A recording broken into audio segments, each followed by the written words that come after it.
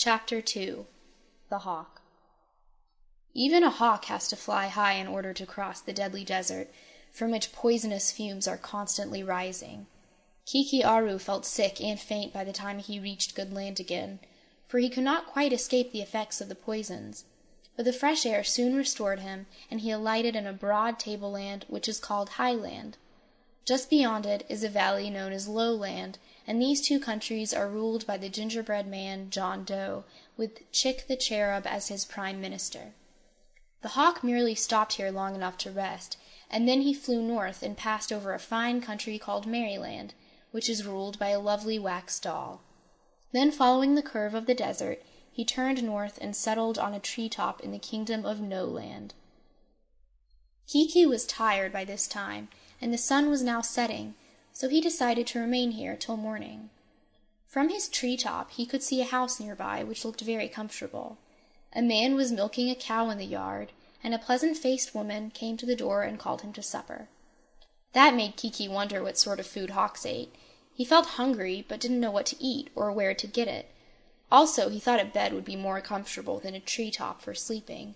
So he hopped to the ground and said, "I want to become Kiki-Aru again. Pyrzqxgl." Instantly he had resumed his natural shape, and going to the house he knocked upon the door and asked for some supper. "Who are you?" asked the man of the house. "A stranger from the land of Oz," replied Kiki-Aru. "Then you are welcome," said the man. Kiki was given a good supper and a good bed, and he behaved very well, although he refused to answer all the questions the good people of No-Land asked him. Having escaped from his home and found a way to see the world, the young man was no longer unhappy, and so he was no longer cross and disagreeable. The people thought him a very respectable person, and gave him breakfast next morning, after which he started on his way feeling quite contented.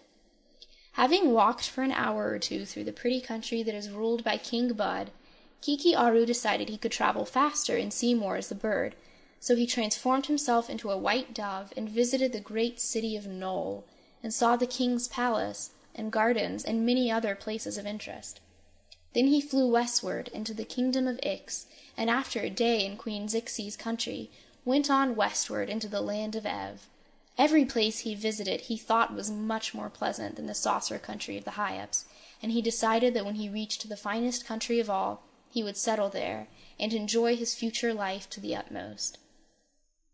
In the land of Ev he resumed his own shape again, for the cities and villages were close together, and he could easily go on foot from one to another of them. Toward evening he came to a good inn, and asked the innkeeper if he could have food and lodging. "You can if you have the money to pay," said the man. "Otherwise you must go elsewhere." This surprised Kiki, for in the land of Oz they do not use money at all, everyone being allowed to take what he wishes without price. He had no money, therefore, and so he went away to seek hospitality elsewhere. Looking through an open window into one of the rooms of the inn as he passed along, he saw an old man counting on a table a big heap of gold pieces, which Kiki thought to be money. One of these would buy him supper and a bed, he reflected, so he transformed himself into a magpie and, flying through the open window, caught up one of the gold pieces in his beak and flew out again before the old man could interfere. Indeed, the old man who was robbed was quite helpless, for he dared not leave his pile of gold to chase the magpie, and before he could place the gold in a sack in his pocket, the robber bird was out of sight, and to seek it would be folly.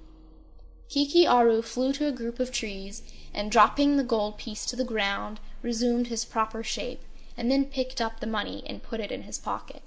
"You'll be sorry for this!" exclaimed a small voice just over his head. Kiki looked up and saw that a sparrow, perched upon a branch, was watching him.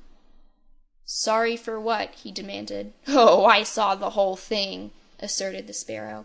"I saw you look in the window at the gold, and then make yourself into a magpie and rob the poor man, and then I saw you fly here, and make the bird into your former shape. That's magic, and magic is wicked and unlawful, and you stole money, and that's a still greater crime. You'll be sorry some day."